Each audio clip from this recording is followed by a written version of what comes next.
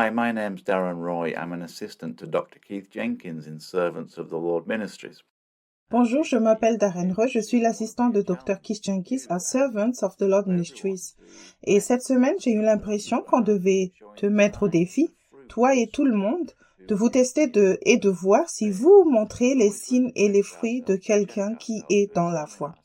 Il est toujours bon de s'examiner soi-même, de se vérifier, de procéder à un test pour voir si nous sommes en accord avec Dieu et si nous marchons sur les bonnes marches, sur le chemin en suivant Jésus. Je vais donc commencer par 2 Corinthiens chapitre 13. Je vais lire les versets 1 à 6. Paul écrit: « Je vais chez vous pour la 3e fois. Toute affaire se réglera sur la déclaration de 2 ou de 3 témoins. Lorsque j'étais présent pour la 2e fois, j'ai déjà dit et aujourd'hui que je suis absent, je dis encore d'avance à ceux qui ont péché précédemment et à tous les autres que si je retourne chez vous, je n'userai d'aucun ménagement.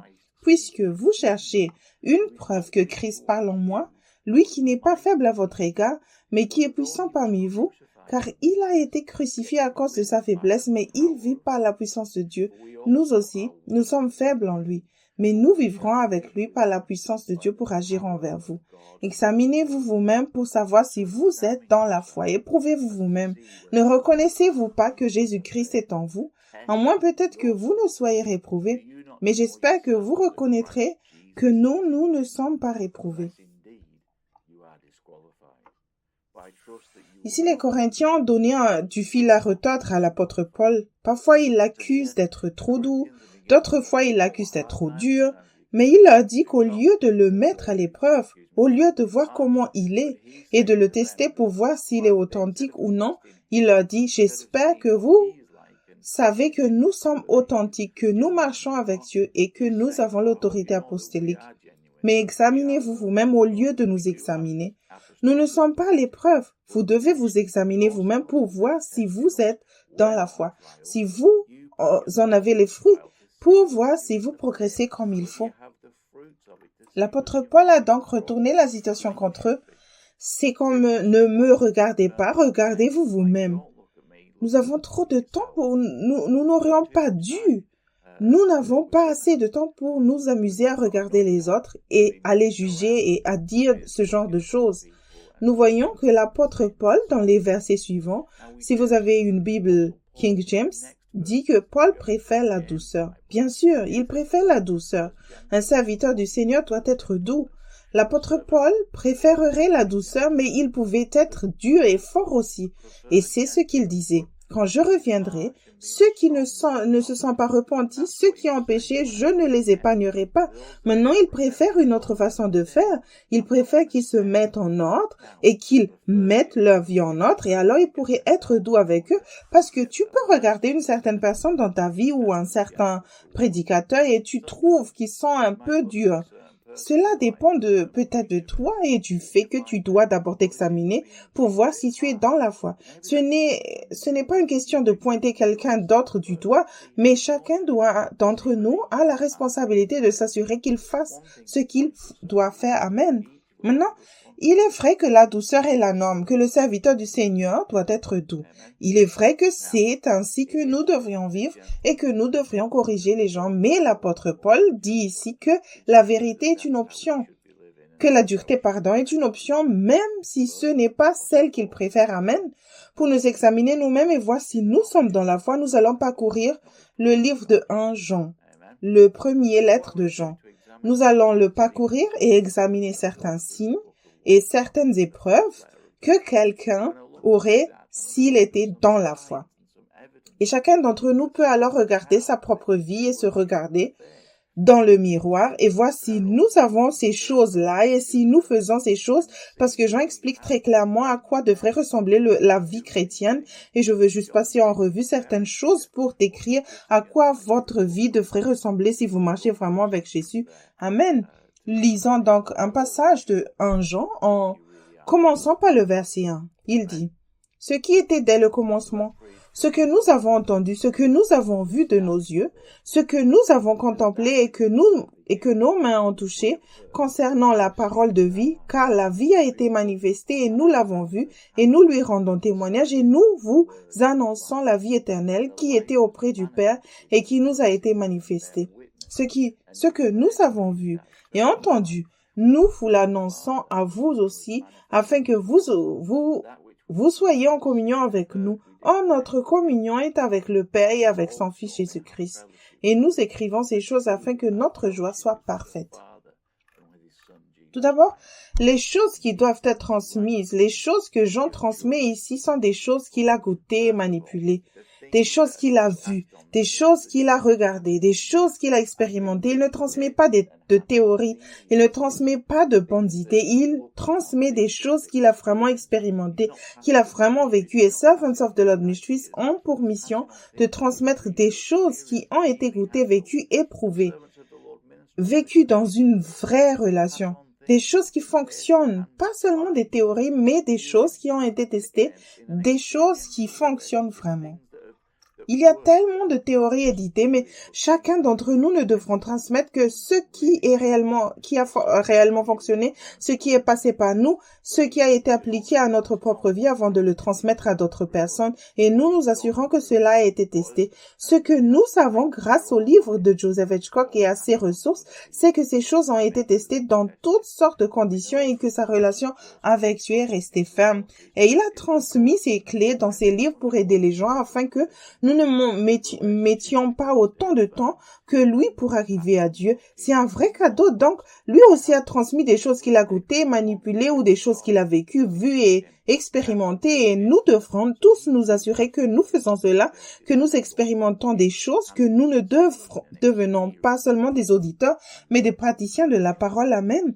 Mais la partie que je voulais examiner et qui est le signe d'un vrai croyant selon cette écriture ou ce que nous venons de lire, c'est que nous sommes en communion les uns avec les autres et que notre communion est avec le Père et son Fils Jésus-Christ. C'est donc la clé. Lorsque nous parlons de Servants of the Lord Ministries, l'objectif principal est que chaque personne profite au maximum du don de la vie éternelle. Cela signifie que tu profites au maximum du don de la vie éternelle. Que je profite au maximum du don de la vie éternelle. Tu peux donc t'examiner pour voir si tu es dans la foi. Tu veux voir si tu es sur la bonne voie. L'un des premiers signes est que tu as une relation personnelle avec Dieu. Pas seulement une relation qui se vérifie de temps en temps, peut-être un dimanche ou un autre jour, mais une relation continue avec lui. Marcher avec lui est un privilège inestimable dont Paul parle dans les Philippiens. C'est marcher avec Dieu et si nous marchons avec Dieu, nous sommes en communion les uns avec les autres. C'est ce qui nous unit. Dans Éphésiens 4, il est question de l'unité de l'esprit jusqu'à ce que nous atteignions l'unité de la foi. Si tu as une relation étroite avec Dieu et que j'ai une relation étroite avec Dieu, nous pouvons être en communion l'un avec l'autre. Mais si tu ne veux pas marcher avec Dieu de la même façon que moi, nous pouvons être amis et je peux t'aimer et nous pouvons nous aimer, mais nous ne pouvons pas être en relation. Donc, l'un des signes que tu sois dans la foi, si tu t'examines toi-même pour voir si tu es sur la bonne voie, pour voir si tu es dans la foi, pour t'examiner toi-même au lieu d'examiner quelqu'un d'autre. L'un de ces signes est que tu développes ta relation avec Dieu et que tu es en communion avec d'autres croyants qui développent également cette relation avec Dieu. Donc la relation est avec Jésus et le Père. Quel cadeau, le don de la vie éternelle, et tu as entendu à maintes reprises ce qu'est ce don. C'est de vraiment connaître Dieu, connaître vraiment Jésus et le Père. Alors profite-en au maximum. C'est un signe que tu es dans la foi. En face, on pourrait aussi dire que si tu ne développes pas ta relation avec Dieu, si tu ne développes pas une relation avec Dieu, alors peut-être que tu n'es pas dans la foi et que tu dois te trouver avec Jésus et entrer dans la foi. Entrer dans la foi. La vie de foi, amen. Je dois ajouter qu'il n'y a pas de solitude dans la chrétienté, dans le christianisme, dans la relation réelle avec Dieu. Il n'y a pas de solitaire. Quelqu'un m'a dit récemment, je ne vais pas à l'église, il n'y a que moi et Dieu. Cela ne peut pas être vrai parce que l'église est un corps. C'est le corps du Christ composé de différentes personnes. C'est un temple sacré qui se construit. Tu ne peux pas être un temple toi seul. Enfin, tu peux Mais ça ne marchera pas que si tu es connecté à d'autres personnes qui sont en train d'être construites dans ce temple saint où Dieu va habiter. Il n'y a donc pas de solitaire. Nous sommes connectés, nous restons connectés aux gens. Amen. Cela signifie également que nous voulons aussi une relation les uns avec les autres. Nous voulons nous connecter les uns avec les autres. Pas seulement pour des petites discussions sur le football ou sur le Bayern de Munich et le Real de Madrid, sur l'équipe de football que nous soutenons ou sur ce que nous allons faire en vacances, mais notre communion porte sur Jésus et sur notre relation avec lui. Amen. Nous sommes appelés à être des chrétiens, des Christ. Amen. Ainsi, lorsque l'Esprit est en vous et un signe que l'Esprit est en vous et que vous êtes dans la foi, c'est que vous désirez cela. Vous désirez être dans cette bonne sorte de communion. Si tu ne peux pas être en communion avec d'autres croyants, c'est qu'il y a quelque chose qui ne va pas dans ta relation. En vérité, nous sommes en communion les uns avec les autres et notre communion est avec le Père et son Fils Jésus-Christ. Amen. Jean écrit ces choses pour que notre joie soit complète. Alors si tu veux avoir une joie pleine, il dit au verset 4, tu veux avoir une joie pleine, tu dois avoir une relation avec Dieu. C'est en sa présence que se trouve la plénitude de la joie. Cela ne veut pas dire que chaque jour que la vie sera fantastique. Cela ne veut pas dire que chaque jour tu vas te rouler par terre en riant, ce genre de joie, mais cela veut dire qu'il y aura toujours une sorte de joie résiduelle. Cette joie de savoir que tu es accepté par Dieu et que tu lui appartiens, même dans les jours difficiles. Cela ne veut pas dire que tu vas rire et être vraiment enthousiaste, mais cela veut dire qu'il y aura de la joie quelque part. Il y aura aussi du réconfort et peut-être que tu auras davantage besoin de réconfort à ce moment-là, mais il y aura un sentiment de joie. Et si tu veux la plénitude de la joie, alors elle se trouve en sa présence. Amen. Un signe que tu es dans la foi et que tu es en sa présence, que tu vis en sa présence, que tu veux être dans sa présence. Où voudriez-vous être ailleurs qu'avec Jésus-Christ? C'est un Dieu merveilleux. Amen. Je veux juste ajouter que si nous revenons à l'écriture de 2 Corinthiens chapitre 13, avec laquelle nous avons commencé aujourd'hui au verset 5, je vais la lire à partir de la Bible amplifiée parce que c'est un bon signe que vous êtes dans la foi. Il dit dans la Bible amplifiée, examinez, testez, évaluez votre propre personne pour voir si vous vous tenez à votre foi et si vous en montrez les fruits. Mettez vous-même à l'épreuve par le Christ. Ne réalisez-vous pas vous-même et ne savez-vous pas à fond par une expérience toujours plus grande que Jésus-Christ est en vous, à moins que vous ne soyez des contrefaçons désapprouvées, à laisser et rejeter. J'aime la façon dont la Bible amplifiée dit que c'est par une expérience toujours croissante. Cette connaissance de Dieu, cette marche avec Dieu, cette expérience du fruit de la croissance en lui, c'est la vie chrétienne normale. Si tu t'examines, ce devrait être une expérience de plus en plus grande. Le christianisme ne signifie pas que je viens au Christ, que je ne change pas, que je reste le même et que j'attends d'être sauvé et aller au paradis. Ce n'est pas ce qu'est la vraie foi. Si tu es dans la foi, c'est une expérience qui ne cesse de croître à mesure que tu grandis en Dieu, que tu te repens, que les choses anciennes disparaissent et qu'elles deviennent nouvelles dans ta vie. Tu marches le nouveau chemin, tu te tournes vers Dieu. C'est une expérience croissante. Et si tu es vraiment enthousiaste et merveilleux, ce serait comme un couple exponentiel au fur et à mesure que tu marches avec Dieu. Donc, un signe que tu es dans la foi, c'est cette expérience toujours croissante. Ce n'est pas une stagnation, c'est une croissance continue en lui.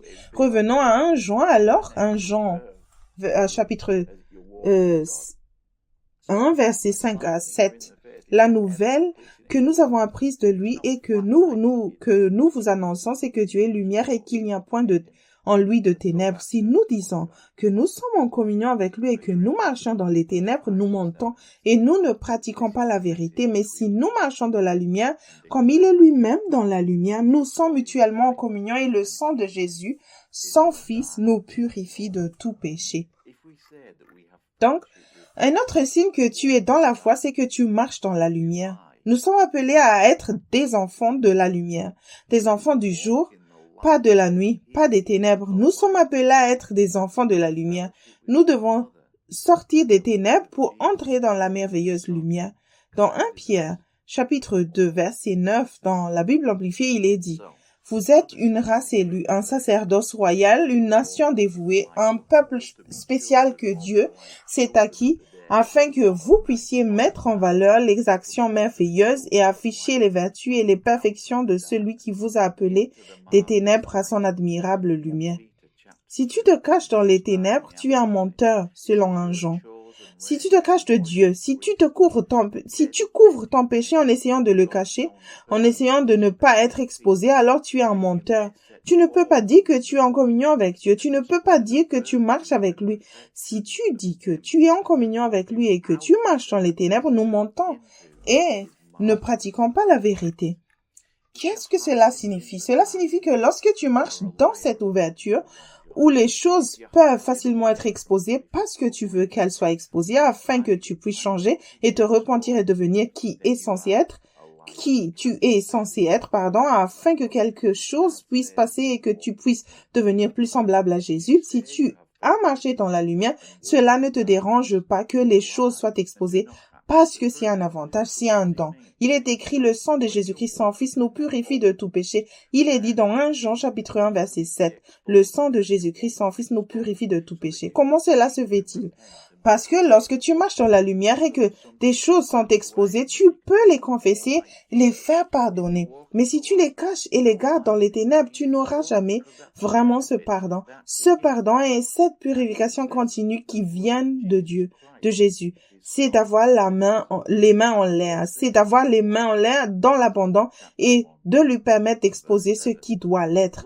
Cela me rappelle le chapitre 10, verset 16 de l'épître aux Hébreux.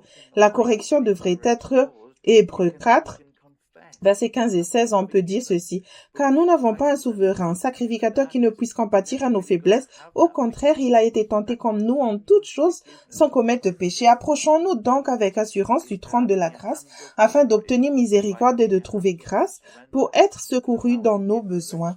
Dans la lumière, nous trouvons l'aide dont nous avons besoin en cas de besoin. Alors, si tu es dans la foi et que tu t'examines toi-même pour voir si tu es dans la foi, alors l'un des critères ou l'un des exemples serait que tu marches dans la lumière et que tu cours hardiment vers le trône de la grâce, en sachant que nous avons un grand prêtre qui sait ce que c'est que d'être humain. Oh oui, il était Dieu, mais il sait ce que c'est que d'être humain, tenté en tout point comme nous le sommes, mais il n'a pas péché. Si tu veux des conseils sur la façon de ne pas pécher, n'iras-tu pas voir quelqu'un qui n'a pas péché? Ne serait-ce pas la meilleure personne à consulter? Alors, tu cours vers Jésus et au fur et à mesure que tu te rapproches de lui, il est tellement saint que de plus en plus de choses sont exposées en toi.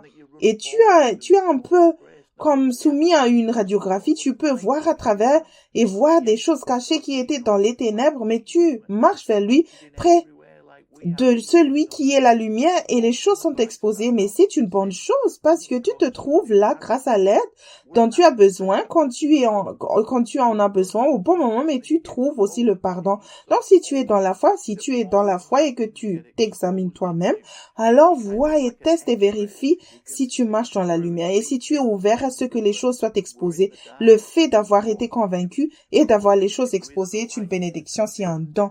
Il m'a fallu plus de temps qu'il n'aurait fallu pour arriver à cette conclusion ou pour me mettre d'accord avec elle. J'avais l'habitude de croire qu'avoir des choses exposées, ça me faisait me sentir mal, ça me faisait me sentir horrible, ça me faisait me sentir indigne. Je suis indigne, mais lui, il est digne, il est notre grand souverain sacrificateur.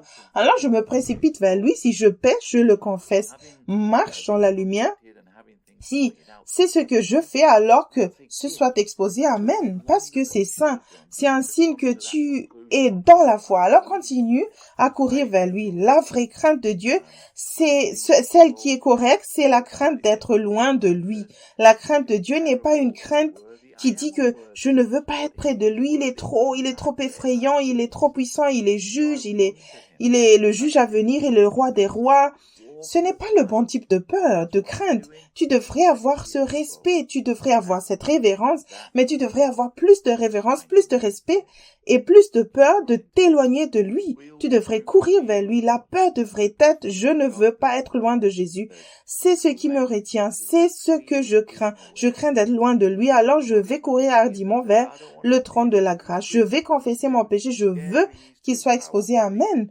Pour que je puisse marcher avec lui dans la lumière. Amen. Jésus est la parole et il guide nos pas et nous montre le chemin à suivre. Sa parole est une lumière sur notre chemin. Il est la lumière. Ce fait de marcher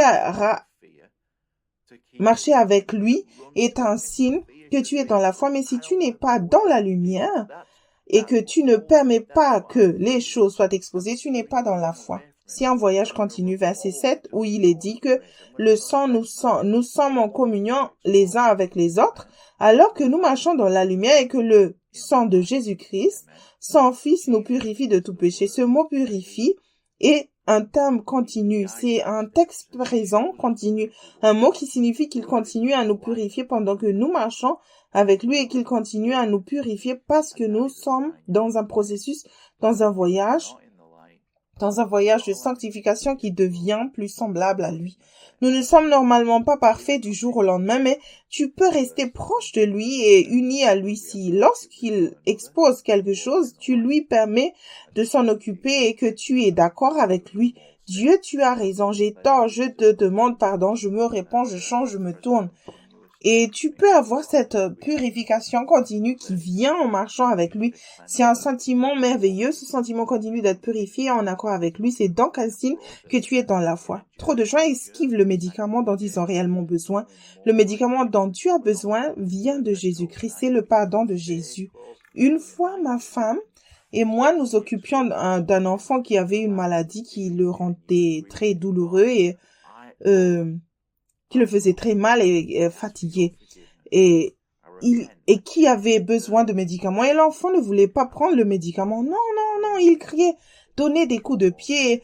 Mais ce médicament allait l'aider à aller mieux. Nous essayons de leur donner le médicament qu'ils ne veulent pas prendre. Ne sois pas comme ça. Cours vers Jésus et permets-lui de te donner le médicament dont tu as besoin. Si tu marches dans les ténèbres ou si tu te caches dans les ténèbres, c'est comme si tu évitais le médicament dont tu as besoin pour être en bonne santé, pour être entier et pour avoir raison avec Dieu. Amen. Maintenant, nous savons que la vieille nature est encore à l'œuvre.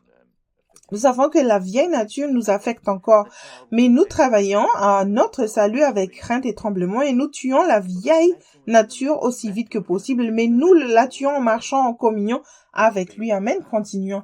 Dans 1 Jean, chapitre 1, verset 8 à 10 maintenant.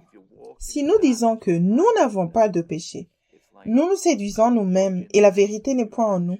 Si nous confessons nos péchés, il est fidèle et juste pour nous les pardonner et pour nous purifier de toute iniquité. Si nous disons que nous n'avons pas péché, nous le faisons menteur, et sa parole n'est point en nous. Comment faisons-nous passer Dieu pour un menteur si nous disons que nous n'avons pas péché? Parce que s'il nous apporte quelque chose, s'il met en lumière quelque chose en nous, et que nous l'esquivons, que nous nous cachons, et que nous disons « Non, je ne fais pas ça. Je ne fais pas ça. » Tu fais passer Dieu pour un menteur. Tu ne peux pas faire ça. Tu vas te retrouver dans le pétrin. Si tu es dans la foi, tu acceptes rapidement ce que Dieu dit. Si Dieu essaie de mettre en évidence quelque chose, et peut-être qu'il le fait à travers une personne, peut-être qu'il le fait à travers quelqu'un que tu connais, ou un ministre, ou un pasteur, ou un enseignant, ou un ami même, et tu te dis, oh non, je ne fais pas ça, non, ce n'est pas moi, alors tu fais passer Dieu pour un menteur. Si Dieu essaie en fait de te convaincre de cette chose, alors ne fais pas ça, accepte simplement ce que Dieu dit, accepte-le rapidement. Et souviens-toi que si nous confessons nos péchés, il est fidèle et juste pour nous pardonner nos péchés et nous purifier de toute injustice. Alors confesse ton péché. Si tu es dans la foi et que tu veux t'examiner pour voir si tu es dans la foi, tu confesserais, tu admettrais. Maintenant, évidemment, confesser ton péché, ce n'est pas dire à Dieu quelque chose qu'il ne sait pas. Il sait tout de toi. Il sait ce que tu as fait. Il sait même combien de cheveux il y a sur ta tête ou combien de cheveux il n'y a pas sur ta tête. Il sait tout. Il sait ce que tu vas dire avant même que tu ne le dises. Alors que signifie se confesser? Eh bien, ce n'est pas dire Dieu, il y a quelque chose que je vais te dire, mais tu ne le sais pas. Lui le sait. Se confesser, c'est admettre qu'il a raison et que tu as tort. C'est je l'admets, Seigneur. C'est ça la confession. J'admets que tu me tiens. Et c'est pourquoi, si nous disons que nous n'avons pas péché, nous le faisons passer pour un menteur. Alors, au lieu de faire ça, si tu es dans la foi, admets vite que tu as péché, confesse-le et reçois le pardon qui te permet de rester connecté à Dieu. Nous avons besoin du pardon pour marcher avec lui, pour sentir sa présence autour de nous, pour entendre sa voix, pour obtenir sa direction dans notre vie, pour reconnaître sa seigneurie. Par conséquent, sois prompt à confesser ton péché, à l'admettre, et il te pardonnera ton péché et te purifiera de toute iniquité. C'est tout ce que tu as fait qui n'est pas conforme à sa volonté en pensée, en but, en acte, en particulier dans ta vie, est purifié de cela est un sentiment merveilleux. Donc, si tu es vraiment dans la foi, si tu dois vivre une belle vie et merveilleuse vie avec Dieu parce que Jésus a prévu tous les moyens, tout ce dont nous avons besoin pour rester unis à lui. Et si nous ne sommes pas connectés à lui et si nous sommes éloignés de lui, cela n'a rien à voir avec lui et ce qu'il a fait. Cela a quelque chose à voir avec nous. Amen. Nous sommes maintenant dans chapitre 2. 1 Jean chapitre 2. Amen.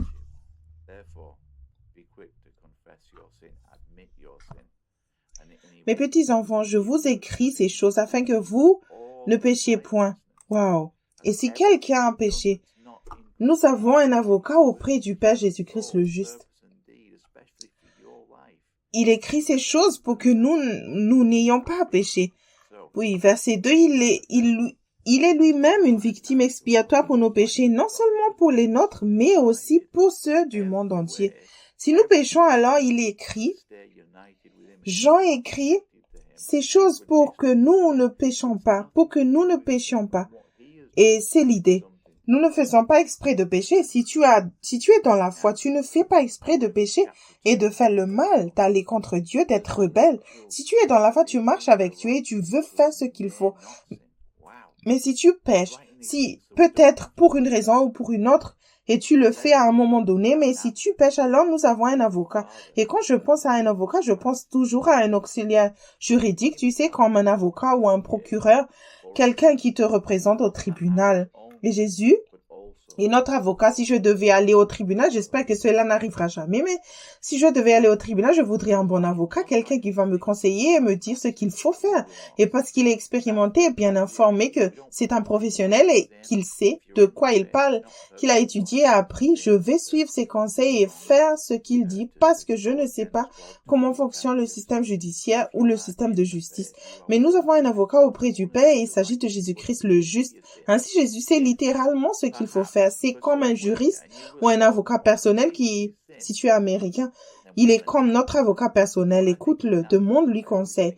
Demande-lui conseil, il sait comment te représenter auprès du Père. Il intercède en s'interposant entre toi et le Père. Alors tourne-toi vers lui, écoute-le, suis ses conseils. Il est le Seigneur, mais c'est un bon Seigneur.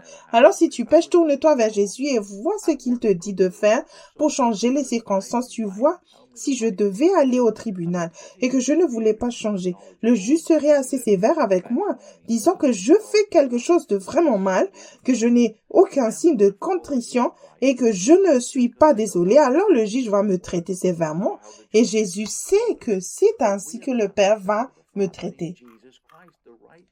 Mais si j'écoute le conseil et l'avocat ou l'avocat et le défenseur et qu'il me dit, reprends-toi, détourne-toi de ceci, ne fais pas ceci, fais cela, fais-le de cette façon à l'avenir, arrête de faire cela. C'est la raison pour laquelle tu fais cela et tu descends à la racine et donc arrête de faire cela et change. Je vais écouter l'avocat et faire ce qu'il dit. Et puis l'avocat parlera au juge. Vous savez, sous forme d'image, parlera au juge, au Père et donc je serai traité gracieusement. Il s'agit d'écouter l'avocat et de reconnaître que Jésus est la propitiation pour nos péchés. Qu'est-ce que cela signifie? Cela signifie que Jésus est le sacrifice. S'il est substitué à nous, nous méritons le jugement et la colère. Nous méritons le jugement de Dieu, nous ne méritons pas la miséricorde, mais à cause de ce que Jésus a fait, il est mort pour nous. C'est littéralement ce que cela signifie. C'est lui qui s'est chargé de la colère de Dieu pour nous. C'est un privilège et un véritable cadeau. Il a choisi de le faire. Il n'a pas été forcé de le faire. Il a dit, me voici, envoie-moi. Il a choisi d'y aller. Il a choisi de le faire. Il a donné sa vie volontairement. Quel merveilleux sauveur. Si tu es dans la foi, tu écouteras Jésus l'avocat. Tu feras ce qu'il dit. Tu changeras et tu reconnaîtras aussi que Jésus a donné sa vie pour toi. Tu lui dois ta vie. Tu lui dois littéralement la vie. Amen. Je voudrais juste ajouter que Jean a écrit, j'écris ces choses pour que vous ne péchiez pas. Lorsque Jésus a donné sa vie pour vous, ce n'était pas seulement pour nous sauver du péché ou des conséquences du péché, c'était aussi pour que nous arrêtions réellement de pécher. Donc, si tu es dans la foi et que tu t'examines pour voir si tu es dans la foi, l'un des tests ou l'une des preuves sera que tu arrêtes de pécher. Cela ne veut pas dire que tu es sans péché. Cela veut juste dire que le péché est de moins en moins important. C'est une expérience de plus en plus importante. Alors que tu travailles à ton salut avec crainte et tremblement, tu ne fais plus les choses que tu avais l'habitude de faire. Tu changes et tu pêches. Tu deviens comme tu n'es pas sans péché, mais tu pêches moins. C'est un signe que tu es dans la foi. Jésus n'est pas seulement mort pour nous sauver des conséquences du péché, bien que cela en fasse partie, mais il est mort pour que nous puissions réellement arrêter de pécher en nous tournant vers lui, en lui faisant confiance, en écoutant sa voix, en suivant son exemple par la puissance du Saint-Esprit. Amen. Voilà un bon signe qui montre que tu es dans la foi. Dans 1 Jean chapitre 2 et maintenant, à partir du verset 3, il est dit, si nous gardons ses commandements, par là, nous savons que nous l'avons connu. C'est par là que nous savons que nous le connaissons. C'est un test très clair qui prouve que tu es dans la foi. Il est dit que c'est pas là que nous savons que nous le connaissons. Si tu veux savoir si tu connais Dieu, si tu veux un vrai test, une vraie preuve que tu connais Dieu, c'est ça. C'est ainsi que nous savons que nous le connaissons. Maintenant, par ça, si nous gardons ses commandements, par là, nous savons que nous l'avons connu. Celui qui dit « je l'ai connu » et qui ne garde pas ses commandements est un menteur. Wow. Et la vérité n'est point en lui. Mais celui qui garde sa parole, l'amour de Dieu est véritablement parfait en lui. Par là, nous savons que nous sommes en lui. Celui qui dit qu'il demeure en lui doit marcher aussi comme il a marché lui-même. Nous savons donc que nous le connaissons si nous gardons ses commandements. Et si tu dis que tu le connais et que tu ne gardes pas ses commandements, tu es un menteur. C'est ce que disent les Écritures. C'est donc un véritable signe que si tu dis connaître Dieu, alors tu obéis à ses commandements. Il n'y a aucun moyen de contourner ce problème. Ainsi, tu sais que Jésus a un langage d'amour si tu m'aimes, obéis à mes commandements. Et c'est ce que nous sommes appelés à faire. C'est le véritable signe que nous aimons Dieu. Donc, si nous le connaissons, nous lui obéissons. Si nous le connaissons vraiment, si nous sommes vraiment dans cette relation, si nous profitons vraiment du don de la vie éternelle, nous faisons ce qu'il nous dit de faire. Nous reconnaissons qu'il est le Seigneur, il est le Maître, nous suivons ses pas, il est vraiment le patron de notre vie. Et nous obéissons à tout ce qu'il nous ordonne de faire et ses commandements, c'est l'Esprit qui les fait vivre dans nos vies. Mais ce ne sont pas seulement des pensées qui nous viennent à l'esprit, tu sais, comme va à la boutique ici, va à la boutique là, fais ceci, ce travail, fais ça, celui-ci, fais ce travail. Ce sont des ordres. Ils viennent de lui. Ce sont toujours des directives qui viennent de Dieu. Mais cela inclut aussi la parole telle qu'il nous la révèle lorsque l'Esprit nous amène, nous conduit dans la lecture des Écritures et que quelque chose sort des pages dans nos vies. Si tu le connais, si tu dis que tu le connais, alors cela t'arrive régulièrement, la parole devient vivante pour toi et tu es convaincu et tu y obéis et vous dites, oui monsieur, tu dis, oui, monsieur, je vais faire cela, ce que dit ta parole. C'est ainsi que tu sais que tu le connais, que tu obéis à son commandement. Voyons maintenant ce que Jésus a dit à propos de l'obéissance à ses commandements dans l'évangile de Jean. Dans l'évangile de Jean, chapitre 14, verset 15, Jésus dit, si vous m'aimez, gardez mes commandements, et moi je prierai le Père, et il vous donnera un autre consolateur afin qu'il demeure éternellement avec vous. Ah, l'esprit de vérité que le monde ne peut recevoir parce qu'il ne le voit point et ne le connaît point, mais vous le connaissez car il demeure avec vous et il sera en vous. Je ne vous laisserai pas orphelin, je reviendrai à vous. Ensuite, il écrit, encore un peu de temps et le monde ne me verra plus, mais vous me verrez, car je vis et vous vivrez aussi. En ce jour-là, vous connaîtrez que je suis en mon Père, que vous êtes en moi et que je suis en vous. Celui qui a mes commandements et qui les garde, c'est celui qui m'aime. Et celui qui m'aime sera aimé de mon Père. Je l'aimerai et je me ferai connaître à lui. Et il continue en parlant de garder sa parole et que le Père Jésus et le Père feront leur demeure dans ma maison. Leur maison dans les gens, dans ceux qui gardent sa parole. Si tu aimes Jésus, si tu es dans la voie, si tu gardes sa parole, tu veux marcher de manière qui lui soit agréable. Tu veux faire ce qu'il faut. Et la seule bonne chose est celle qu'il dit de faire. Tu ne sais même pas quelle est la bonne chose à faire. Si tu l'aimes et si tu l'aimes, tu le lui exprimes en obéissance et mon commandement. Et la bénédiction et le prix, c'est que lui et le Père feront leur demeure en toi, mais qui se manifesteront aussi à toi. Cela signifie qu'ils se rendront réels, pour toi. Ils se rendront réels. J'ai participé à de nombreuses réunions où je sentais Dieu et il s'était rendu réel, où il était là, où il s'était manifesté, où je sentais son amour, où je sentais sa paix, je sentais sa joie, où il me parlait et il m'apportait des commandements. Et puis je sors de cette réunion et je parle à quelqu'un qui me dit, je n'ai rien retiré de cette réunion, c'est mort. C'est une réunion morte.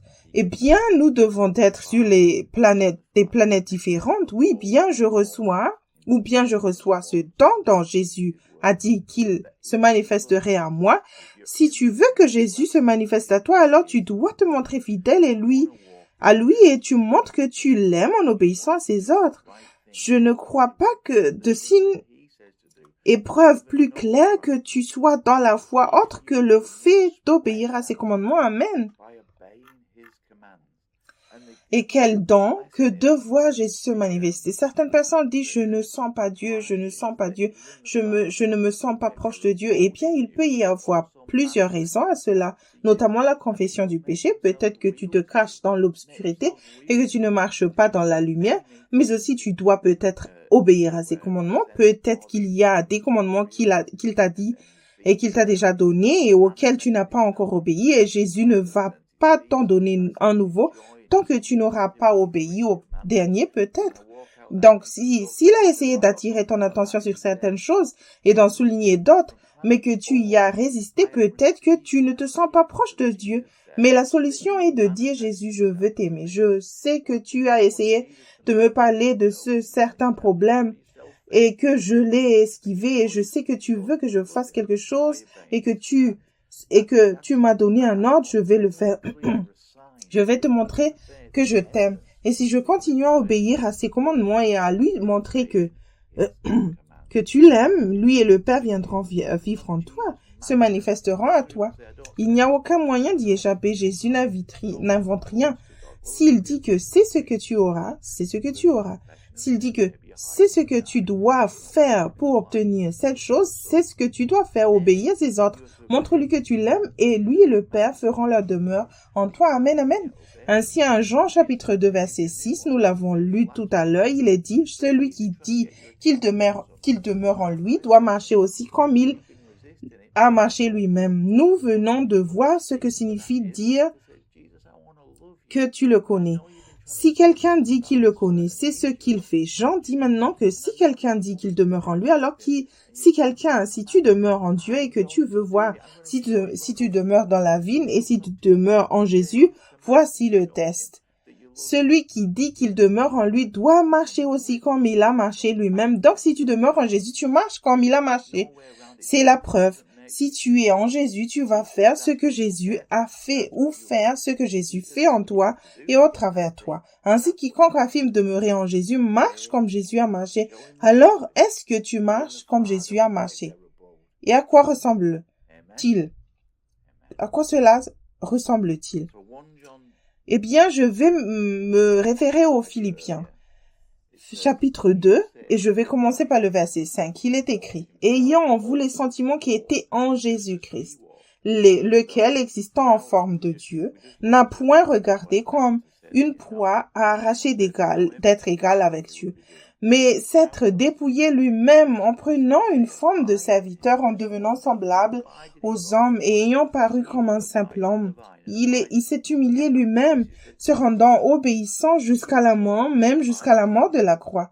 C'est pourquoi aussi Dieu l'a souverainement élevé et lui a donné le nom qui est au-dessus de tout nom, afin qu'au nom de Jésus, tout genou fléchisse dans les cieux, sur la terre et sous la terre, et que toute langue confesse que Jésus-Christ est Seigneur, à la gloire de Dieu le Père. Jésus-Christ est le Seigneur. Il est le roi des rois et le Seigneur des seigneurs. Il a un nom au-dessus de tout nom, d'autres noms. Mais il est dit dans 1 Jean chapitre 2 que si tu demeures en lui, tu marcheras comme il a marché. Si tu demeures en lui, tu marcheras comme il a marché. Dans les Philippiens, il est dit, ayez en vous les sentiments qui étaient dans le Christ Jésus. Et il est dit que même s'il a la forme de Dieu et qu'il a tous les attributs qui font de Dieu ce qu'il est, il n'a pas considéré cette égalité avec Dieu comme quelque chose à saisir ou à retenir avec empressement. Il s'est humilié, s'est fait une mauvaise réputation. C'est le signe que tu marches avec Jésus. Il y a un signe que tu demeures. Si tu demeures en Jésus, tu marcheras comme il a marché. Et il a marché en se rendant inoffensif. Il n'a pas établi une royauté comme les gens s'y attendaient. Il n'avait pas de compte sur les médias sociaux où il essaie de promouvoir à quel point il est génial. Il peut être peut-être que nous avons tous besoin de lutter contre cette histoire de réputation à un certain moment, mais Jésus ne s'est pas fait de réputation. En fait, tout ce qu'il voulait, c'est glorifier le Père et lui faire plaisir. Donc, si tu marches comme Jésus, tu essaies de ne pas avoir de réputation. Ce monde veut que tu aies une réputation. Il teste les gens sur leur réputation. Il classe les gens en fonction de leur réputation. Nous sommes appelés à être des gens sans réputation. La seule réputation que nous devons avoir est celle de Jésus-Christ. Si nous demeurons en lui, c'est-à-dire que nous sommes littéralement en lui, que nous obéissons à ses commandements, que nous faisons ce qu'il dit et que nous demeurons en lui, alors que vont voir les gens. Ils ne vont pas nous voir et notre réputation, ils vont voir la réputation de Jésus et c'est lui qui va obtenir la gloire. Amen. Tout comme Jésus voulait donner la gloire au Père. Donc, si tu t'examines pour voir si tu es dans la foi, l'un des signes serait que tu ne te fais pas de réputation. Et il est dit que Jésus a pris la forme d'un esclave. Eh bien, si c'est le cas, si Jésus a pris la forme d'un esclave, alors si nous sommes dans la foi, nous deviendrons nous aussi des esclaves de Jésus-Christ. Si le roi des rois, la chérie du ciel, a pu devenir un esclave et a pris la forme d'un esclave, alors nous devons littéralement être ses esclaves. Cela signifie que nous sommes ses serviteurs, mais que nous sommes tous impliqués, complètement liés. En fait, dans l'Ancien Testament, si quelqu'un avait un esclave et ce dernier voulait rester avec son maître, il allait se passer l'oreille sur le montant de la porte pour dire qu'il aimait vraiment ce maître et que même s'il était libre de partir maintenant parce qu'il avait fait son temps, même s'il est libre de partir maintenant et d'être un homme libre, il voulait rester avec son maître parce qu'il avait été si bon. Jésus-Christ est notre maître. Nous devrions clouer nos oreilles, pas littéralement, au montant de la porte de sa maison et dire Jésus, je ne veux aller nulle part. Tu es un Dieu et un maître si merveilleux que je ne veux pas me libérer. J'aime mon maître et je ne veux pas être libre. Donc, si Jésus est devenu comme un esclave, il est clair que nous devons être des esclaves. Si tu es dans la foi, tu es un esclave de Jésus-Christ. Tu veux le servir, rien n'est trop difficile parce qu'il poursuit en disant que lorsqu'il est venu à la ressemblance des hommes et qu'il a trouvé l'apparence des hommes, il s'est humilié et s'est montré obéissant jusqu'à la mort de la croix. Donc, tout d'abord, nous nous humilions, mais nous devons aussi être prêts à souffrir quoi qu'il arrive. Mon maître est mort sur une croix. Mon maître s'est humilié et a été obéissant jusqu'à la mort. Nous ne sommes pas appelés à obéir simplement aux choses qui sont confortables, aux choses qui nous font nous sentir bien. Nous sommes appelés à obéir à Jésus à n'importe quel prix ou dans n'importe quelle mesure. Cela ne veut pas dire que nous allons tous mourir, mais nous devons au moins en réalité nous y préparer parce que s'il est mort pour nous, alors je dois être prêt à mourir pour lui. Cela ne veut pas dire que je ne pourrai pas mourir pour lui dans ce sens. Je veux absolument mourir en lui. Mais le fait est que s'il est passé par là, alors nous devons nous aussi être des gens d'obéissance. Parce que si nous demeurons avec lui, nous marchons comme il a marché et il a marché dans l'obéissance jusqu'à la mort sur la croix. Tout ce qui est intérieur à cela n'est pas notre service raisonnable à cause de ce qu'il a fait. Nous restons humbles et qu'est-ce que la vérité, la véritable humilité? La véritable humilité consiste à reconnaître la seigneurie de Jésus. C'est reconnaître que Dieu est au-dessus de tout. La véritable humilité, c'est reconnaître nos faiblesses et réaliser que Dieu sait tout. Nous dépendons entièrement de Dieu. C'est lui qui contrôle tout et nous allons suivre son exemple et faire ce qu'il dit. Amen. Alors marche comme Jésus a marché. Il y a d'autres exemples de la façon dont Jésus marchait et tu pourrais les rechercher toi-même. Nous n'allons pas nous y attarder aujourd'hui, mais si tu es dans la foi et que tu t'examines pour vraiment t'examiner maintenant pour voir si tu es dans la foi, alors tu vas marcher comme il a marché.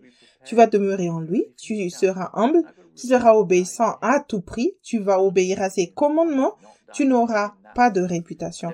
La promesse, c'est que nous savons que Jésus est ressuscité d'entre les morts et qu'il a un nom au-dessus de tout autre nom, qu'au nom de Jésus, tout genou fléchira et toute langue confessera qu'il est Seigneur.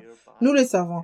Il n'y a pas d'autre opportunité pour un roi des rois et seigneur des seigneurs, pour que nous soyons rois des rois et seigneurs des seigneurs. Il ne sera pas rejeté par les électeurs, il ne sera pas changé, c'est déjà réglé. Jésus est le roi des rois et le seigneur des seigneurs, mais si nous souffrons avec lui, si nous suivons son exemple et marchons comme il a marché, alors nous avons la possibilité de régner avec lui. Maintenant, il y a d'autres écritures et je ne vais pas m'y référer. Tu peux peut-être les rechercher toi-même, mais je ne veux pas que tu te fasses des fausses idées. Dans le chapitre 2 de Timothée, chapitre 2, verset 12, il est question de régner avec lui.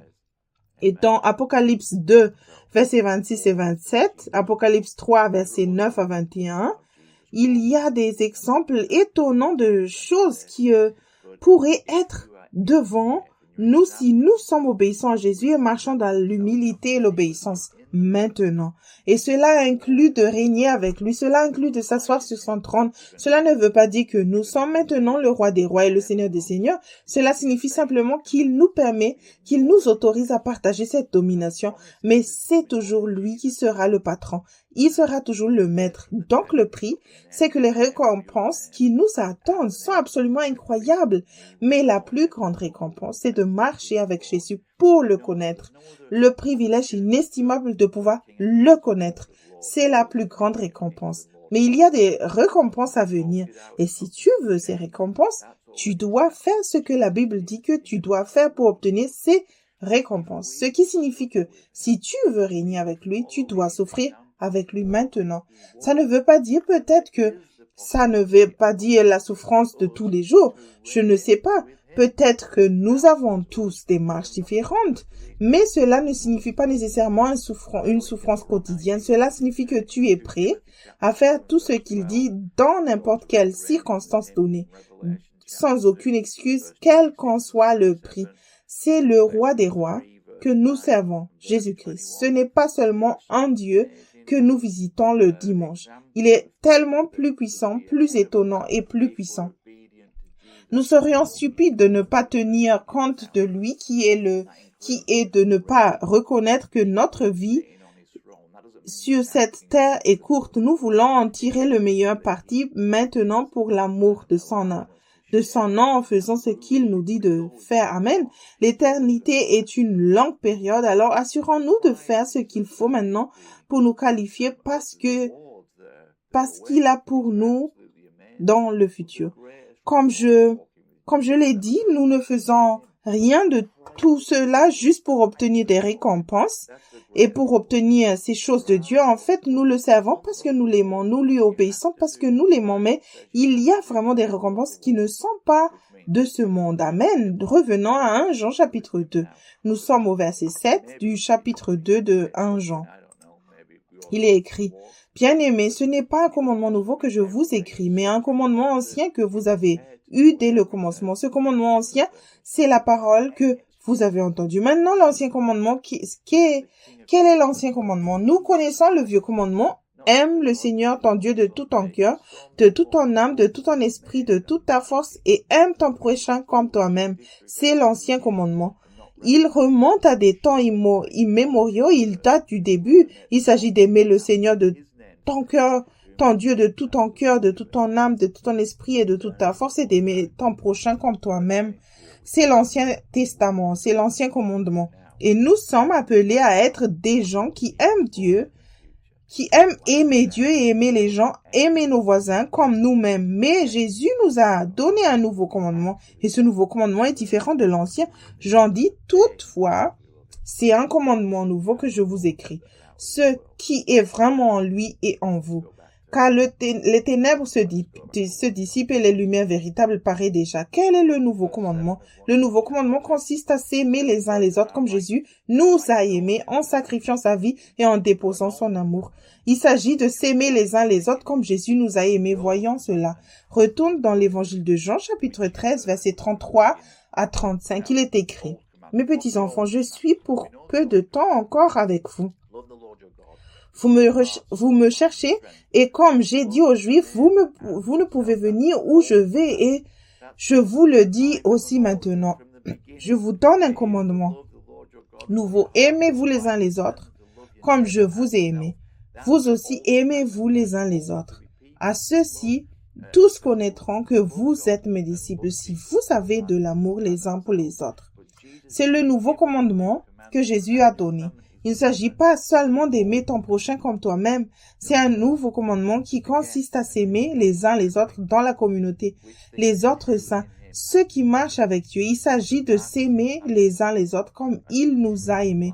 Il a donné sa vie pour nous. C'est un Dieu extraordinaire. Nous devons être prêts à donner notre vie pour nos frères et sœurs en Christ. Il ne s'agit pas des personnes qui se trouvent à l'extérieur du cercle. Certaines personnes n'aiment pas les cercles intérieurs et les différents cercles, mais il y a un cercle. Il y a les saints et ceux qui marchent avec Dieu. Et il y a ceux qui sont à l'extérieur. Nos voisins seraient ceux qui se trouvent à l'extérieur. Nous devons les aimer comme nous aimons nous-mêmes. Mais pour aimer la fraternité, les saints qui marchent avec Dieu, nous devons nous aimer les uns les autres comme Jésus nous a aimés. Réfléchis à cela. Cela signifie que nous devons être prompts à pardonner. Si nous voulons être pardonnés, nous devons de toute façon pardonner. Donc, si tu veux être pardonné, tu dois pardonner. Mais si nous nous aimons comme Jésus nous a aimés, alors nous devons être prompts à pardonner. Si tu veux être pardonné, tu dois pardonner. Alors, peu importe ce que quelqu'un fait, tu l'abandonnes, tu laisses tomber. Tu regardes 1 Corinthiens 13 et ce qu'il a dit à propos des fruits de l'amour et de ce à quoi l'amour devrait ressembler dans ta vie si tu marches avec Dieu. Et il est dit dans l'un des versets qu'il ne tient pas compte d'un tort subi, alors tu laisses tomber. Laisse tomber, tu ne t'accroches pas à la rancune pendant des années. C'est le signe que tu ne marches pas avec Dieu. Si tu es dans la foi, tu es littéralement prompt à pardonner. Si tu vis dans la prière du Seigneur, pardonne-nous nos offenses, nos dettes, ou pardonne-nous nos péchés comme nous pardonnons à ceux qui ont péché contre nous ou nous ont offensés. Ou aussi nous pardonnons à nos débiteurs selon l'évangile que tu lis. Nous devons donc nous assurer que nous sommes dans la foi et donc prompts à pardonner. Cela signifie aussi que nous n'avons pas le temps de juger. Nous avons commencé par examiner comment l'église de Corinthe jugeait Paul. Paul leur dit aussi, au lieu de me juger, pourquoi ne vous examinez-vous pas vous-même pour voir si vous êtes dans la foi? Parce que nous ne sommes pas dans des contrefaçons. Nous n'avons donc pas le temps de juger. Si tu aimes ton frère, tu n'as pas le temps de juger. En fait, tu es trop occupé à t'occuper de ce que tu peux voir dans le miroir, c'est-à-dire toi-même et ce que tu dois faire devant Dieu et obéir aux commandements que Dieu te donne. Il n'y a pas de temps pour juger les gens. Il n'y a pas de temps pour juger les autres. Il n'y a pas de temps pour ne pas leur pardonner. Je me concentre simplement sur le fait de marcher avec Dieu, d'entendre sa voix, de faire ce qu'il a dit, d'obéir à ses commandements. Je n'ai pas le temps de m'occuper de ça. Je dois aimer mes frères et je dois les aimer d'une manière très spéciale. Cela inclut mes frères, mes sœurs, mes frères et sœurs. Les frères, je dois les aimer comme le Christ m'a aimé. Il s'agit d'une vie sacrificielle, d'une sorte d'amour qui s'étale. Il ne s'agit donc pas de ce qui est pratique.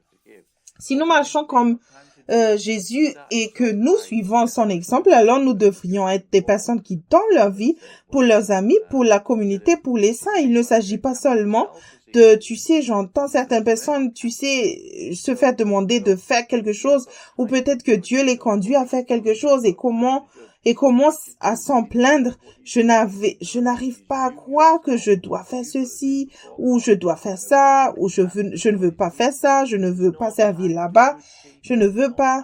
Jésus, il a lavé les pieds de ses disciples. Jésus s'est acquitté des tâches subalternes. Il était le roi des rois et seigneur des seigneurs, et il a quand même servi ses disciples. Il nous a montré l'exemple. En fait, il ne leur a même pas donné le titre de seigneur. Il dit, ne soyez pas comme il est Seigneur, ne vous méprenez pas. Mais il leur dit, ne soyez pas comme les païens où vous vous dominez les uns les autres, mais le plus grand de tous serait votre serviteur. C'est l'exemple de Jésus. C'est ce que nous suivons. C'est lui que nous suivons. Amen. Nous devons aimer les gens comme il veut que nous les aimons. Et la façon dont il a aimé et la façon dont il veut que nous les aimons, c'est la façon dont il m'a aimé. Et quand je dis les gens, je parle des frères, pas du monde. Nous devrions donc être le groupe de personnes le plus aimant que tu aies jamais rencontré dans ta vie. Tu sais que n'importe qui ait jamais rencontré, vous savez, nous devrions avoir un sens de l'amour si fort, qui s'articule autour de Jésus et de son amour pour nous, que lorsque les gens nous regardent, ils sauront que nous sommes ses disciples. Parce Jean 13:35 et à ceci, tous connaîtront que vous êtes mes disciples si vous avez de l'amour les uns pour les autres. C'est ainsi que les gens le sauront. Maintenant, s'ils vous voient tomber, être en désaccord, je n'aime pas la façon dont cela se fait. Je n'aime pas la façon dont ils font ça. Je ne les aime pas. Je ne fais pas confiance à cette personne. Je ne fais pas confiance à cette personne. Et en fait, c'est ce que certaines personnes me font. Ils disent, tu sais, parce que je suis le petit nouveau, qu'ils ne sont pas, tu sais, je ne suis pas tout à fait sûr. Je ne lui fais pas vraiment confiance. Eh bien, ne m'examine pas. Examine-toi toi-même. Vois si tu es dans la foi, parce que je sais que je ne suis pas disqualifié et je ne veux pas l'être, je vais continuer. Mais lorsque nous marchons avec Dieu, nous nous assurons que nous sommes en lui, que nous nous aimons les uns les autres comme le Christ veut que nous nous aimons. Et lorsque les gens regardent à l'intérieur, ils voient que nous sommes ses disciples. Nous devrions avoir ce fort sentiment d'amour les uns envers les autres, sans nous plaindre de la façon dont les choses sont faites, de la façon dont elles ne sont pas faites à notre convenance. Nous observons le roi des rois qui a donné sa vie. Amen. Un signe que vous êtes dans la foi et que vous aimez les uns les autres. Si tu te plains toujours des autres, de la façon dont tel ou tel message est transmis, de la façon dont telle ou telle personne t'a parlé et de la façon dont quelque chose est fait, c'est un signe que tu n'es pas dans la foi. Maintenant, il se peut que certaines choses ne soient pas faites correctement. Il se peut que Darren ait dit quelque chose d'incorrect. Toutes ces choses peuvent être vraies, mais tu dois toujours m'aimer et je dois toujours t'aimer. Et toi, tu dois toujours aimer les autres. Il se peut que Dieu veuille changer la façon dont quelque chose est fait dans ton église, peut-être par exemple. Eh bien, ce n'est pas grave, mais tu n'as pas le temps, tu n'as pas le droit de juger et de te plaindre ou de faire ce genre de choses. Tu as seulement le droit. Je ne devrais pas dire le droit, mais tu as seulement le commandement de marcher comme Jésus a marché et d'aimer comme Jésus a aimé. Amen. C'est un signe que tu es dans la foi et que tu aimes comme Jésus a aimé. Si ce n'est pas le cas, tu n'es nulle part dans la foi. Si tu n'as pas d'amour pour les autres qui se répand dans ton cœur, si tu n'as pas cet amour pour les autres qui déborde, il y a quelque chose qui ne va pas dans ta relation avec Dieu. Revenons maintenant à un Jean que j'utilise comme test pour voir si tu es dans la foi. Je ne vais pas lire tout le texte maintenant, alors je vais sauter à un certain verset, mais tu peux le lire toi-même pour trouver d'autres domaines et d'autres exemples de ce à quoi cela ressemble d'être dans la foi, d'autres façons de te tester, de t'examiner. Tout cela se fait par l'esprit, soit dit en passant. N'utilise pas ta tête pour t'examiner, c'est pas l'esprit, c'est pas lui, c'est avec lui, c'est avec son amour. Et même s'il te convainc, tu devrais sentir l'amour et la joie parce que c'est un Dieu bon et un Dieu aimant. Amen. Mais assure-toi de le faire dans l'esprit et non dans la chair. Alors, quand je dis examine-toi toi-même pour voir si tu es dans la foi, il faut encore que ce soit avec Dieu. Mais je vais continuer un peu. Il est dit dans l'endroit où nous venons de monter qu'il s'agit de nouveaux commandements, de s'aimer les uns les autres comme Jésus nous a aimés. Et il est question de la lumière qui brille. Au verset 9, il est dit, celui qui dit qu'il est dans la lumière et qui est son frère est encore dans les ténèbres. Donc, si tu dis que tu es dans la lumière, je marche dans la lumière, mon frère, mais que tu détestes quelqu'un ou que tu le méprises, serait un meilleur mot traduit. Si tu méprises ton frère, c'est que tu as quelque chose contre lui. Alors, tu es dans les ténèbres. Tu ne peux pas dire que tu es dans la lumière et mépriser ton frère et en Christ. Dans 1 Jean 2, verset 10, celui qui aime son frère demeure dans la lumière et aucune occasion de chute n'est en lui. Si tu aimes ton frère, tu demeures dans la lumière et il n'y a pas de raison de trébucher. Tu ne fais pas trébucher les autres et tu ne trébuches pas toi-même. Ces personnes ne sont-elles pas agréables à fréquenter? Tu sais, ces personnes ne jugent jamais. Ils ne tirent jamais personne vers le bas. Elles ne critiquent jamais. Mais c'est adorable d'être entouré de ce genre de personnes. Tu sais, ce genre de personnes, ils marchent dans la lumière. Amen. 1 Jean 2, verset 11. Mais celui qui est son frère est dans les ténèbres. Il marche dans les ténèbres et il ne sait où il va parce que les ténèbres ont aveuglé ses yeux. Si tu détestes ton frère, si tu le méprises, si tu as quelque chose contre ton frère, ou cela signifie aussi ta sœur, les frères, si tu as quelque chose contre quelqu'un dans la communauté des saints, et que tu le retiens contre lui et que la colère monte, alors tu es trompé, tu ne marches pas dans la foi, tu n'es pas dans la foi, alors réponds à cela, occupe-toi de cela, pardonne, fais entrer l'amour de Dieu en toi, cet amour qui est capable de pardonner. Amen. Ce message prendrait environ 4 heures, alors je vais toujours choisir quelques points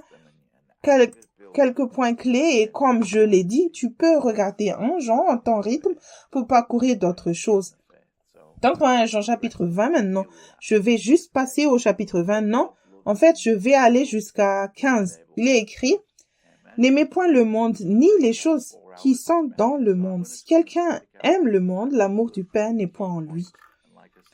Car tout ce qui est dans le monde, la convoitise de la chair, la convoitise des yeux et l'orgueil de la vie ne vient point du Père, mais vient du monde. Et le monde passe et sa convoitise aussi, mais celui qui fait la volonté de Dieu demeure éternellement. Amen. Celui qui fait la volonté de Dieu demeure éternellement. Donc, de te tester et de t'examiner toi-même pour voir si tu es dans la foi. As-tu l'amour du monde ou as-tu l'amour de faire les choses de Dieu ou de faire la volonté de Dieu? Si tu as de l'amour pour la volonté de Dieu, alors tu vas demeurer pour toujours. Cela signifie que tu seras connecté à lui pour toujours. Tu vas vivre pour toujours et dans cette communion avec lui si tu continues à faire la volonté de Dieu. Mais si tu aimes le monde et la convoitise du monde et les choses que tu peux voir, et je veux le système du monde, je veux toutes les choses que le monde me dit être bonnes et toutes les choses que je peux voir dans les publicités à la télévision. Et je veux la meilleure nouvelle voiture, et je veux la meilleure voiture, et je veux le meilleur emploi, et je veux être puissant, et toutes ces choses. Eh bien, l'amour du Père n'est pas en toi. Si ces choses sont ce que tu recherches, n'aime pas le monde ou les choses du monde. Si tu es dans la foi, tu n'aimes pas le monde ou les choses du monde. Cela ne veut pas dire que tu n'aimes pas les gens, mais cela signifie que tu n'aimes pas les choses du monde. descend donc jusqu'au verset 20. Il est également écrit pour vous. Vous avez reçu l'onction de la part de celui qui est saint et vous avez toute la connaissance. Je vous ai écrit, non que vous ne connaissez pas la vérité, mais parce que vous la connaissez et parce que qu'aucun mensonge ne vient de la vérité. Par conséquent, qui est menteur? Sinon, celui qui nie que Jésus est le Christ. Celui-là est l'Antéchrist, qui nie le Père et le Fils. Que les esprits antichrist sont dans le monde. Ce que je dis, c'est qu'il est dit que tu as en onction du Saint-Esprit et que tu sais toutes choses. Il y a beaucoup de tromperies dans le monde, il y a beaucoup d'enseignements farfelus, il y a beaucoup de modes et de nouvelles idées et beaucoup de ce que tu pourrais appeler des fous. Et donc, tu es censé avoir une onction du Saint-Esprit qui t'enseignera toutes choses. Ainsi, un signe que tu es dans la foi, c'est qu'au lieu de tomber dans le panneau, tu vérifies avec le Saint-Esprit celui qui est en toi, ce qui est vrai, ce qui est juste. Tu vérifies la vérité. Tu la vérifies avec les 3 témoins infaillibles. Tu marches avec les 3 témoins infaillibles. Tu les laisses te guider. Si tu es vraiment dans la foi et tu as l'onction du Saint-Esprit et tu ne te laisseras pas tromper par de nouvelles idées, de nouveaux enseignements et de nouvelles choses qui ne correspondent même pas aux Écritures, elles sont tout simplement fausses et mauvaises. Tout ce qui t'éloigne du Christ ou t'éloigne de la Seigneurie ou de la direction du Christ est un esprit antichrist. Tu as donc l'onction du Saint-Esprit, du Saint. Tu devrais être capable de savoir ce qu'est un esprit antichrist si tu écoutes sans travailler au Père avec cette onction du Christ, du Saint. Il y a beaucoup d'autres choses que nous pourrons aborder et je vais simplement lire ces Écritures pour que tu puisses les vérifier par toi-même à un moment donné. Dans 1 Jean, chapitre 2, verset 28, il est question de demeurer en lui, que tu as de l'assurance quand il reviendra et que tu n'auras pas honte à sa venue, ayant confiance en lui. Et maintenant, donc si tu veux savoir que tu es dans la foi, tu as la certitude qu'il revient, tu as la certitude que lorsqu'il revient, tu es en lui et que tu n'as rien à craindre. Quand il reviendra, tu n'auras pas à avoir honte. Si tu es dans la foi, c'est ainsi que les choses doivent se passer. Si tu n'es pas dans la foi, alors tu n'as pas confiance en son retour et tu es peut-être nerveux à l'idée qu'il revienne. Eh bien, arrive à l'endroit où tu peux lever les yeux et te réjouir parce que ta rédemption est proche. Ensuite, on peut lire le 1 Jean 2, 29. Si vous savez qu'il est juste, reconnaissez que quiconque pratique la justice est né de lui. Si tu crois vraiment que tu es dans la foi et que tu es né de Dieu, tu pratiques la justice. C'est la façon dont Dieu agit et juste. Pas ta façon de faire et d'être juste, c'est sa façon de faire et d'être juste. Pratique la justice. Si tu sais qu'il est juste, c'est-à-dire qu'il a toujours raison, qu'il sait toujours ce qu'il faut faire, qu'il est toujours le bon, tu sais que tout ce qu'il pratique, la justice, sont nés de lui. Donc si je veux savoir si tu es né de nouveau, si tu es en règle avec Dieu, si tu es prêt pour son apparition, tout ce que j'ai à faire, c'est de regarder si ce que tu fais est juste. Est-ce que c'est est-ce que c'est la façon de faire de Dieu? Marches-tu dans la justice parce qu'il est juste? Donc, si tu marches avec lui, tu marcheras dans la justice. Tu feras les choses à la manière de Dieu en termes de volonté, de pensée, de but et d'action. Tu feras sa volonté en pensée, en but, en acte. Tu suivras le chemin de Dieu. Tu t'appuieras sur lui. Amen. Ainsi, si tu es vraiment dans la foi, tu seras juste. Amen. Dans 1 Jean, chapitre 3, verset 3, il est une question de maintenir une vie pure et propre. Tu resteras propre, tu resteras pur, tu resteras proche de Dieu. Dans 1 Jean, chapitre 3, versets 5 et 6, il est question de la diminution du péché dans ta vie à mesure que tu demeures en lui de façon plus constante, que le péché diminue et que tu te détournes du péché. So, 1 Jean 3, versets 5 à 6,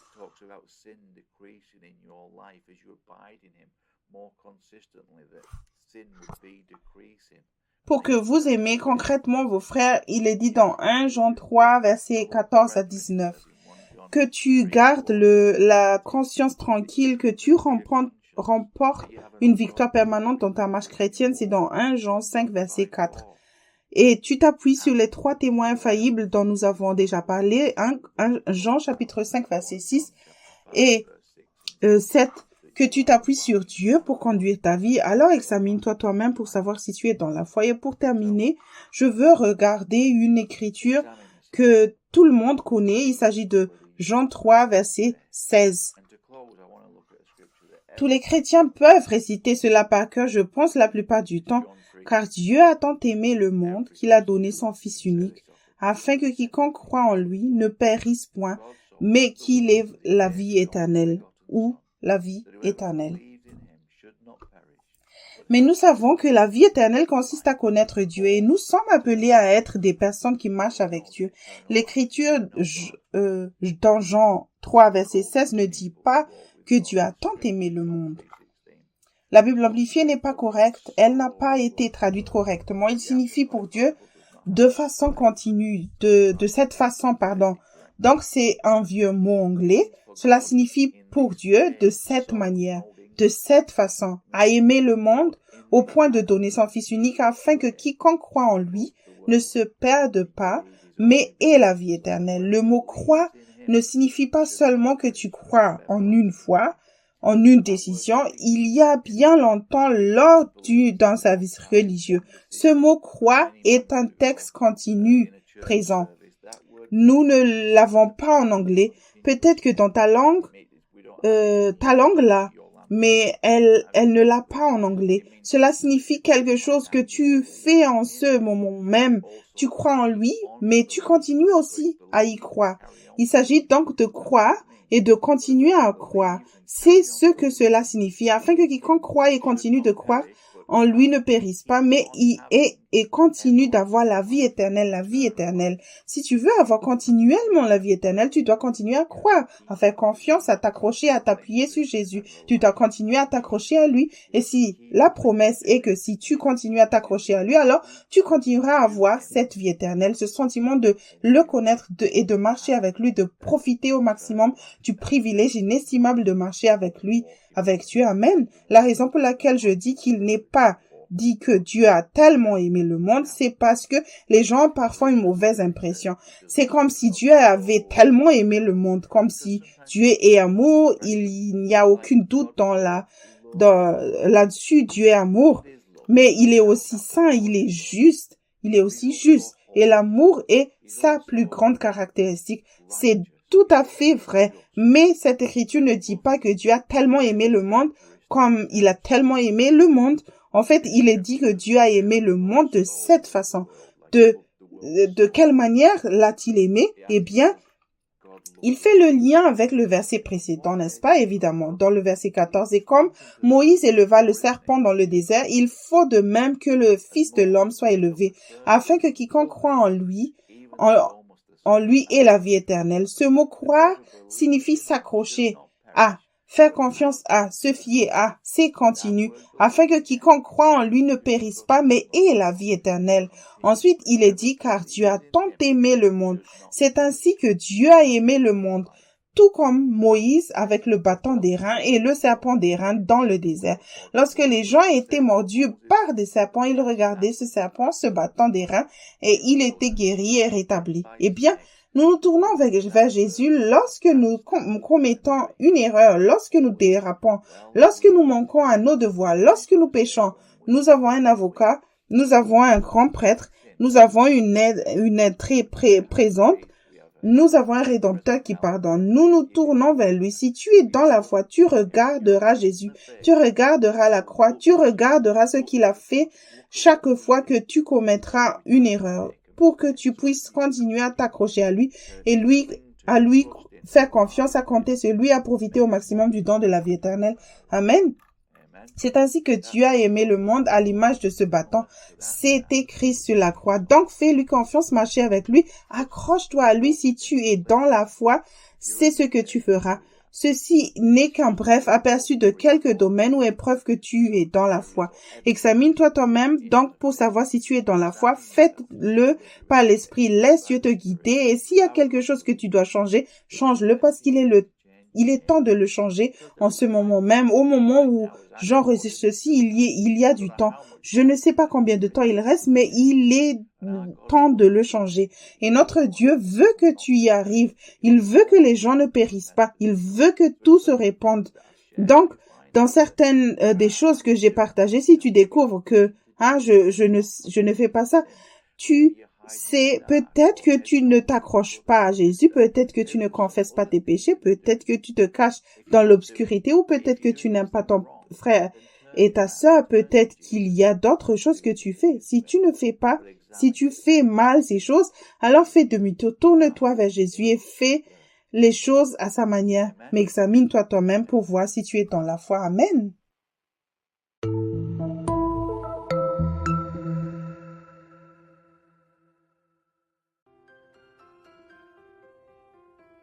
If you want to abide in the Spirit, to grow up as a Christian, and to finish the race set before you, wake up, time is running out. The book from Joseph Hedgecock is written for you. Volume 1 in the Wake Up series gives simple, detailed instructions about how to build solid spiritual foundations and the steps needed to become truly spiritual. It gives practical examples to teach you how to abide in God's presence and enjoy the benefits of your salvation. The body of Christ needs to wake up. Get your copy from Servants of the Lord Ministries today.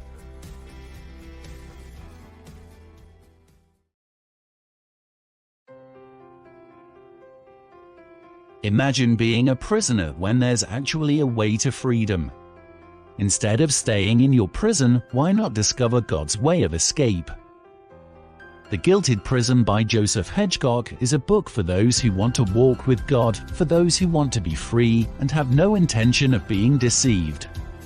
It identifies the tactics of the enemy that hinder you. It clarifies how to rescue yourself from obvious and subtle traps. If you walk with the Lord but are not growing as you should, this book will help you overcome your flesh and the devil's excesses. Discover freedom as you walk in the light. This book and others are available from Servants of the Lord Ministries today.